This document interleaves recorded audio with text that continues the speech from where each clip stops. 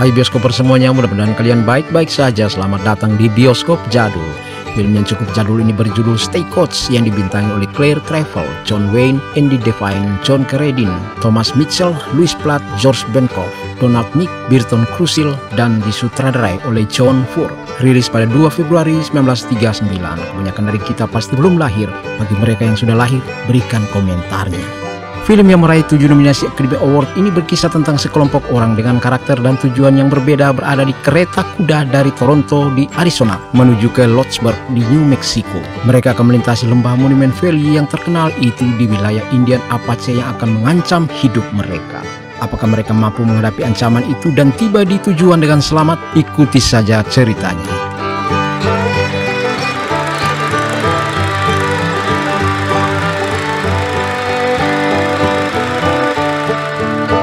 Film ini dimulai dari sebuah dataran gersang. Seorang prajurit membunyikan trompet sementara bendera dikibarkan. Di dalam tenda seseorang dan utusan Indian yang mendampinginya melaporkan bahwa sekelompok Apache sedang dihasut oleh seorang kepala suku bernama Geronimo. Tiba-tiba sebuah pesan masuk melalui telegram. Pesan yang hanya berbunyi Geronimo itu tidak lengkap karena salurannya mendadak putus.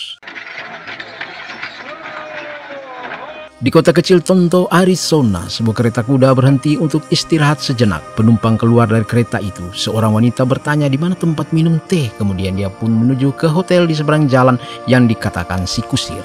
Di depan hotel seorang wanita mengenalinya dan menyapanya dengan nama Lucy Mallory.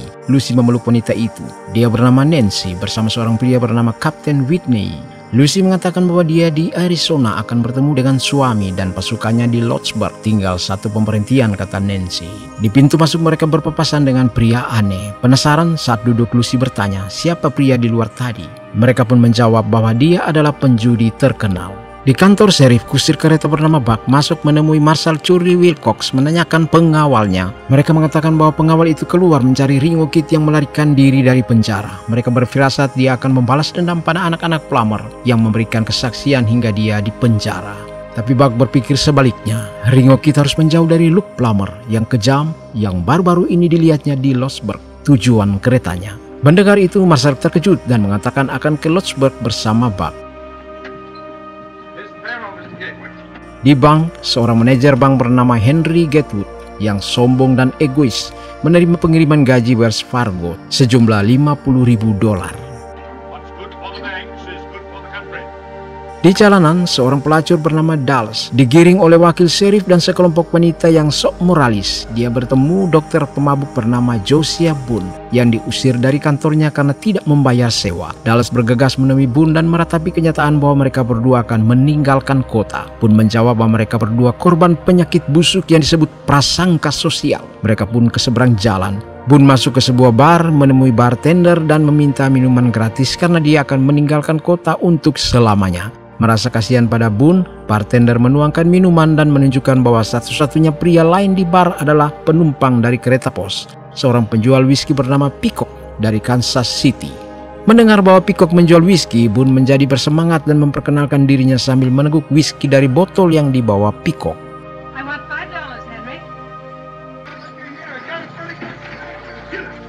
Di bank, istri Gatwood meminta $5 untuk membayar tukang daging dan jamuan makan malam para wanita dari Liga Hukum dan Ketertiban. Setelah istrinya pergi, Gatwood mengambil sejumlah uang dan memasukkan ke dalam tas berencana untuk meninggalkan kota. Di luar, Buck meminta semua penumpang naik ke kereta. Dallas pun naik diikuti Dr. Boone dan Tuan Peacock. Lucy Mallory datang bersama temannya yang khawatir karena ia hamil. Dr. Boone tak bisa diandalkan, kata mereka. Di bar, pria misterius yang dilihat Lucy sebelumnya sedang berjudi.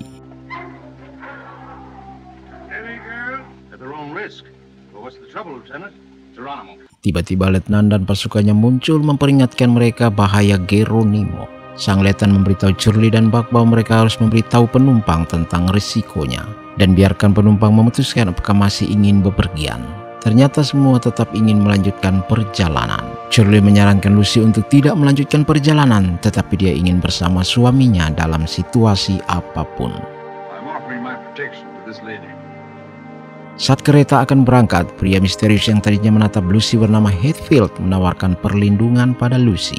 Curly tidak begitu mempercayainya, tapi membiarkannya masuk. Perjalanan pun dimulai. Di pinggir kota, Gatwood si bangkir menghentikan kereta. Dia pun naik membawa tas berisi uang yang digelapkannya.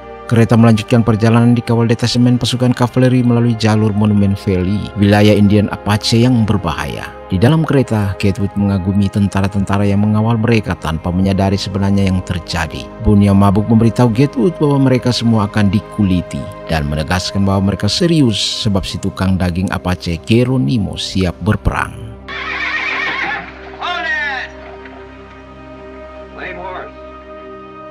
Hello, kid. Hello, Curly. Di perjalanan, mereka bertemu Ringo Kid, penjahat yang melarikan diri. Ringo memberitahu mereka bahwa kudanya lumpuh dan ingin bergabung. Curly menangkap Ringo, tetapi penjahat itu bersikeras bahwa dia mungkin dibutuhkan di jalan nanti. Karena wilayah yang akan dilalui akhir-akhir ini cukup berbahaya, Ringo menyerahkan senjatanya, menyerahkan diri, ditangkap. Kereta kuda itu melanjutkan perjalanan. Buck berkata bahwa Ringo anak yang baik meskipun fakta Ringo bukan warga negara yang taat hukum. Di dalam kereta, Boone berkata bahwa dia pernah mengobati lengan Ringo ketika kecil. Namun Ringo mengoreksi bahwa itu adiknya dan dia sudah dibunuh. Ringo memberitahu Boone bahwa dia dokter yang baik meskipun pemabuk. Hatfield menegur Boone agar berhenti merokok karena dia mengganggu Lucy dan Boone pun meminta maaf.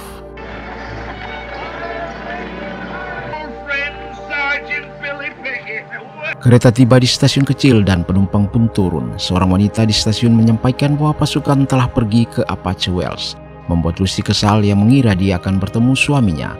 Dia duduk dengan sedih karena Gatwood bersikeras bahwa mereka harus melanjutkan perjalanan ke Losberg. Meskipun pasukannya mengawal mereka menolak untuk melanjutkan. Buck ingin kembali bersama pasukan, tetapi Ringo berpikir bahwa mereka dapat melanjutkan perjalanan tanpa pasukan.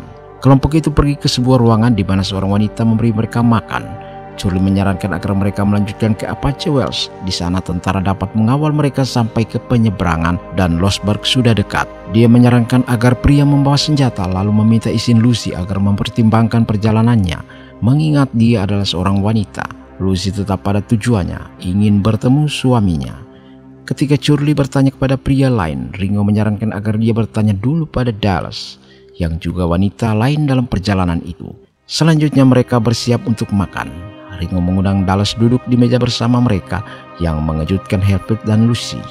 Hatfield menawarkan tempat duduk lain, tidak harus duduk di sebelah Dallas. Ringo menyajikan makanan ke Dallas. Lucy tampak putus asa. Hatfield berkata bahwa dia pernah ke Virginia dalam resimen ayah Lucy. Di ujung meja lain, Ringo berkata kepada Dallas bahwa dia tidak akan kembali ke penjara sebelum dia menyelesaikan pekerjaannya di Losberg.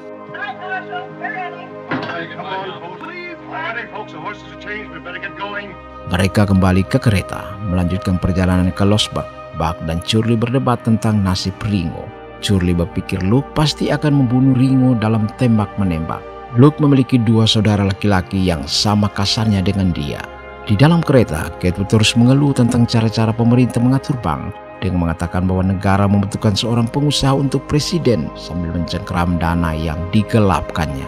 Buck berbelok mengambil jalan gunung. Menurutnya Apache tidak suka salju. Lucy terlihat agak sakit. Dallas menawarkan bahunya untuk meletakkan kepala, tapi Lucy menolak. Lucy meminta air. Curly memberikan kendinya. Hatfield menuangkan air ke dalam cangkir kecil. Saat minum, Lucy mengenali lambang di cangkir itu adalah Greenfield Manor. Tapi Hatfield bersikeras bahwa dia mendapatkan piala itu dengan taruhan. Lucy gelisah saat Dr. Boone meneguk minuman keras lagi. Peacock memohon untuk tidak melakukannya, tetapi sang dokter tetap minum hingga tak sadarkan diri.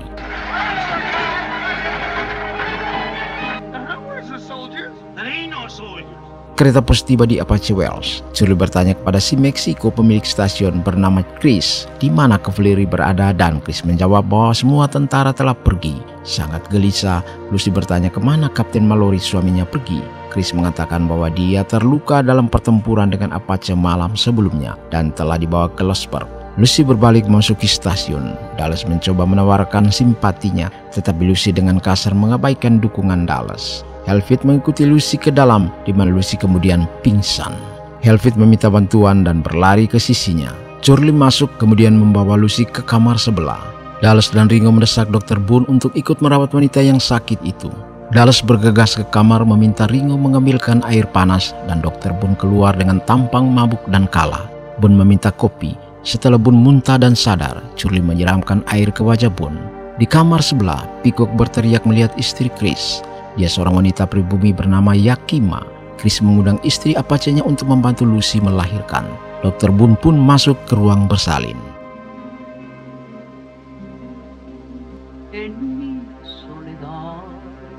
Beberapa saat kemudian terlihat para Meksiko memainkan gitar di dekat perapian. Yakima bernyanyi mengikuti iramanya. Dia memberitahu Embakedos untuk pergi dengan kuda cadangan yang akan digunakan kereta kuda, lalu melanjutkan lagunya.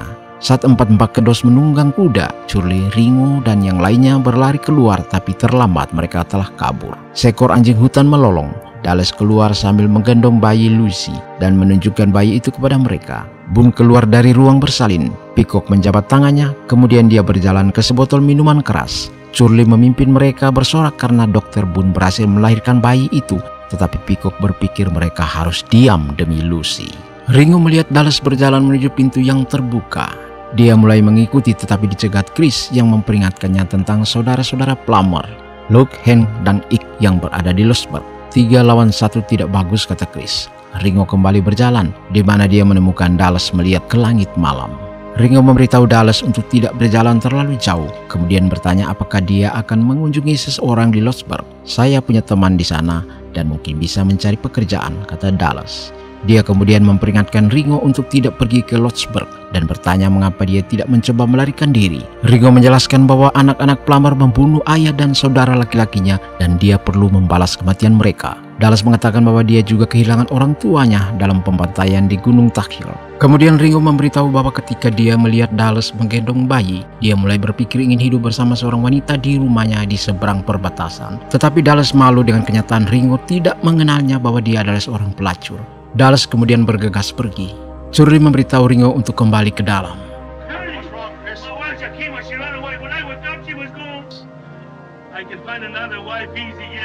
Keesokan paginya Chris membangunkan semua orang untuk memberitahu mereka bahwa Yakima melahirkan diri. Chris putus asa karena dia mencuri kuda dan senapannya. Bagi Chris, kudanya melebihi dari apapun. Menyadari bahwa Yakima adalah seorang pencuri, Gatewood menjadi sangat cemas mencari tasnya yang berisi uang gelapnya. Gatewood mendapatkan kembali tasnya yang ternyata digunakan Buck sebagai bantal. Gatewood ingin kabur, tapi Hatfield mengingatkannya bahwa Lucy sedang sakit. Mereka berdebat, tapi Curly menyuruh mereka diam. Ringo menyarankan agar Boone melihat Lucy dan bayinya. Boone melemparkan minumannya ke dalam api dan mengunjungi Lucy di kamarnya.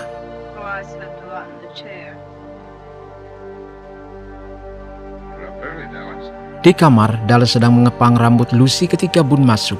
Lucy mengatakan kepadanya bahwa Dallas terjaga sepanjang malam sambil menggendong bayinya sementara dia tidur.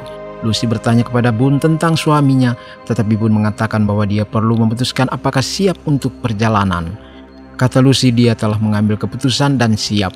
Kemudian Boone menginstruksikan Dallas membuat kopi untuk para pria di luar. Dallas memberitahu Boone bahwa Ringo melamarnya. Boone mengatakan bahwa tidak ada harapan untuk itu karena Ringo mungkin akan kembali ke penjara dan dia tidak akan senang ketika mengetahui profesi Dallas begitu mereka sampai di Losberg.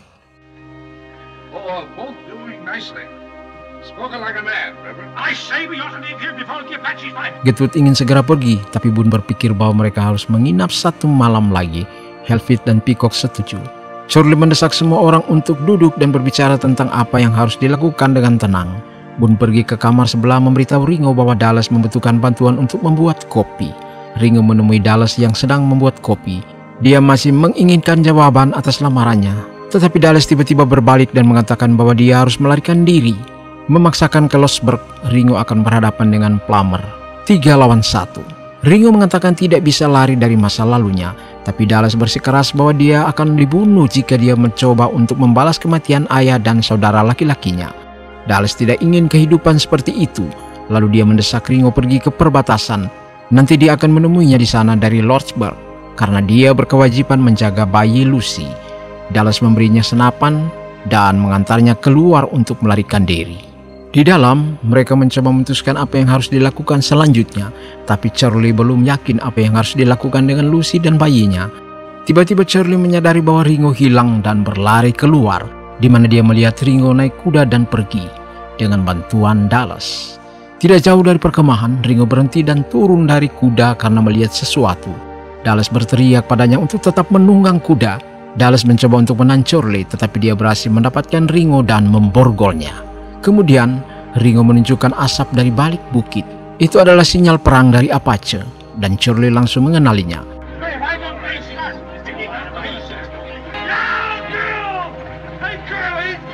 Mereka bergegas naik ke kereta dan melanjutkan perjalanan.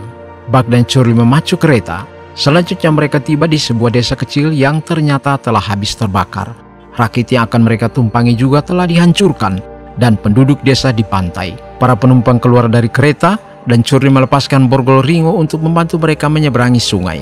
Buck mengendarai kereta menuju sungai dengan harapan dapat menyeberanginya. Di sisi lain, Helvit menutupi seorang wanita yang sudah meninggal dengan jaketnya.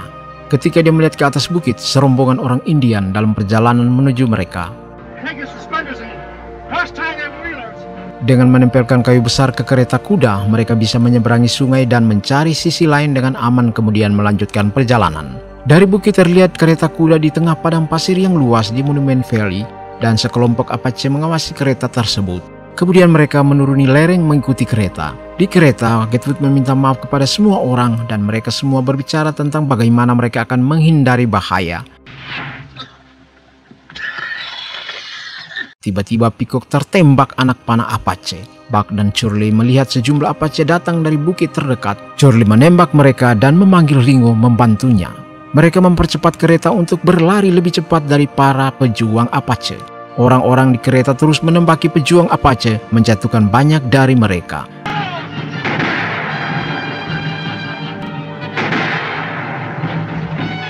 Salah satu Apache naik ke kuda kereta, Ringo menembaknya. Ringo naik ke kuda kereta mencoba menambah kecepatannya. Buck tertembak di lengan, Curly pun mengambil kendali. Mereka kehabisan amunisi, suasana terlihat suram. Dallas menatap bayi itu, takut nyawanya terancam. Helvit mengarahkan pistolnya ke Lucy dengan satu peluru yang tersisa. Dia berencana membunuh Lucy untuk menyelamatkannya dari nasib mengerikan di tangan Apache. Namun Helvit tertembak, dan dari kejauhan terdengar suara trompet kavaleri. Para prajurit datang menyelamatkan kereta. Helvit membisikkan kata-kata terakhirnya. Jika Anda melihat Hakim Greatfield, katakan padanya putranya. Dia meninggal sebelum dia bisa menyelesaikan ucapannya. Pasukan kavaleri membawa mereka ke Lodgeburg, dan musik piano salon bergema di seluruh kota malam itu. Sekelompok orang membawa Lucy dengan tandu.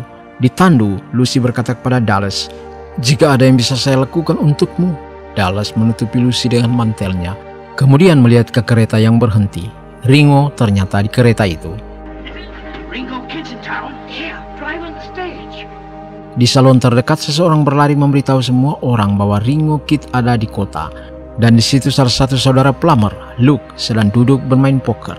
Dia melempar kartunya ke meja kemudian pergi ke bar untuk minum dan bersiap baku tembak. Semua orang di salon menatapnya dengan risau. Di luar, Dallas melihat beberapa tentara membawa masuk Tuan Peacock untuk dirawat. Peacock mengucapkan selamat tinggal pada Dallas dan mengundangnya mengunjungi dia dan keluarganya. Curly turun dari kereta. Ringo bertanya masa tahanannya. 1 tahun, kata Curly. Ringo meminta Curly memastikan Dallas sampai ke peternakannya. Sheriff Losberg menangkap Gatewood karena menggelapkan uang bank, kemudian membawanya ke penjara. Massa yang marah mengikuti mereka. Dallas mendekati kereta di mana Ringo, Boone, Curly, dan Buck berdiri. Ringo meminta diberi waktu 10 menit untuk melakukan duel dengan anak-anak Plummer, dan Curly memberinya senapan. Ringo memiliki 3 peluru tersisa untuk masing-masing saudara Plummer. Dia memakai topinya dan berjalan bersama Dallas. Dallas mengucapkan selamat tinggal, tapi Ringo berkata, tidak akan pernah ada selamat tinggal. Ike dan Hank Plummer tiba. Dr. Boone masuk ke salon menuju bar. Luke meminta senapan bartender. Di luar, Dallas dan Ringo menyusuri jalan, melewati beberapa salon. Di dekat rumah bordil, Dallas mengakui bahwa dia seorang pelacur. Tapi Ringo bersikeras bahwa dia tidak keberatan dan masih ingin menikahinya. Dallas menangis dan Ringo mengatakan untuk menunggu dia. Buck memasuki salon, Plummer bersaudara siap menembak, membuatnya takut. Dengan gugup, dia memberitahu mereka bahwa Ringo akan segera melewati daerah itu. Luke memberi isyarat agar saudara-saudaranya keluar, tetapi Boone mencoba menghentikan mereka, mengatakan bahwa dia ingin mengambil senapan itu. Luke mengancam akan menembak perutnya, tapi Boone berkata bahwa dia akan membuatnya didakwa atas pembunuhan jika dia melangkah keluar dengan senapan itu. Tiba-tiba Luke tersenyum dan meletakkan senapan itu, mendorong Boone dan keluar tanpa senjata. Di luar, seorang wanita melemparkan Luke senapan lain. Seseorang berlari ke surat kabar lokal memberitahu mereka untuk memulai menulis cerita tentang kematian Ringo yang tak terhindarkan. Salah satu dari Plummer bersaudara menembak kucing tetapi meleset. Ringo muncul dari balik bayang-bayang dan berjalan menuju Plummer bersaudara. Tiba-tiba Ringo menjatuhkan dirinya dan melepaskan 3 tembakan. Dallas mendengar suara tembakan, kaget dan cemas. Dia menaiki tangga sambil memanggil nama Ringo. Di salon, sekelompok orang menantikan apa yang akan terjadi. Luke masuk ke salon, tampaknya baik-baik saja, tetapi setelah beberapa langkah tiba-tiba dia jatuh dan mati. Dallas memegang tiang pagar dengan sedih, yakin bahwa Ringo sudah mati ketika tiba-tiba Ringo berjalan ke arahnya. Mereka pun berpelukan. Dr. Boone di kereta bersama Charlie berhenti dan menyuruh Ringo naik untuk dibawa ke penjara. Boone turun dari kereta dan Ringo meraih tangan Dallas mengucapkan selamat tinggal. Dengan simpatik Charlie turun dari kereta dan mengundang Dallas untuk naik ke kereta bersama Ringo agar mereka bisa mengucapkan selamat tinggal dengan layak. Tiba-tiba Charlie dan Dr. Boone melempari kuda-kuda itu bersorak dengan gembira membuat kuda-kuda berlari. Kereta pun melaju pergi membawa Dallas dan Ringo di jalan lurus menuju kaki langit di mana matahari mulai terbit di balik bukit dan film pun berakhir.